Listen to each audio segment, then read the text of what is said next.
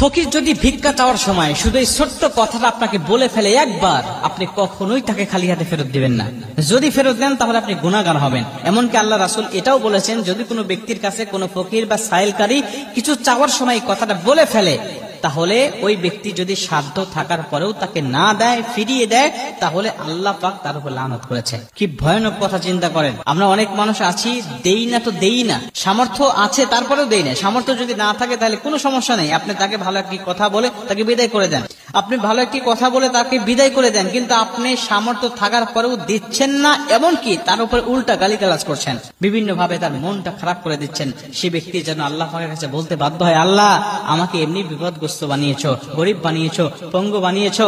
আল্লাহ, এই বান্দাদের কথা শুনলে মনে হয় তুমি আমাকে এই জীবন আর রেখো না, তুমি আমাকে তুলে নাও, বা আত্মহত্যা করার মতো মন মানসিকতা তার তৈরি হয়ে যায়।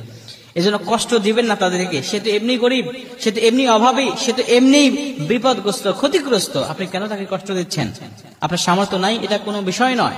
আবার অনেক মানুষ আছেন বলে, হুজুর সামর্থ্য আছে আমার, কিন্তু যে ব্যক্তি চাওয়ার জন্য এসেছে আমি দেখতে পাচ্ছি সুস্থ মানুষ। এরকম আছে অনেক মানুষ, সুস্থ মানুষ, এটা তো কোনো পরিশ্রম লাগে না, এটা কোনো পুঁজি লাগে না, এটা সহজলভ্য হিসেবে অনেক মানুষ এটাকে ব্যবসায় রূপ ধারণ করে নিয়েছে। অনেক প্রতারক বের হয়েছে। ঢাকার শহরে তো এমনও শুনেছি যে মানুষের কাছ থেকে বাচ্চা ভাড়া নেয়, বিভিন্ন প্রতিবন্ধী বাচ্চাদেরকে নিয়ে, অসুস্থ বাচ্চাদেরকে ভাড়া নেয়, 1-2 ঘন্টা একদিনের জন্য ভাড়া নিয়ে এগুলো বিভিন্ন মানুষের কাছে দেখায় এবং ইমোশনালি ব্ল্যাকমেইল করে তাদের কাছ থেকে মোটা অঙ্কের টাকাগুলো হাতিয়ে নেয়। এমন অনেক ভিক্ষুক আছে ঢাকার শহরে, বাড়ি করেছে, বিভিন্ন ভাবে ফ্ল্যাট কিনেছে, অনেক টাকার মালিক তারা হয়ে গেছে। তো আপনি যদি বুঝতে পারেন যে আসলে লোকটি প্রতারক, তাহলে আপনি তাকে দেওয়ার দরকার নাই। কারণ প্রতারককে দিলে পরে সে আরো সহযোগিতা পাবে, সে আরো এই কাজের প্রতি উৎসাহ জন্মাবে। আপনি যদি মনে করেন না দিলেই ভালো হবে, তাহলে আপনি দিয়েন না, দরকার নেই। কিন্তু না দেওয়ার অর্থ এটা নয় যে তাকে আপনি গালি দিয়ে, তার মনটা খারাপ করে দিয়ে তাকে আপনি তাড়িয়ে দিলেন।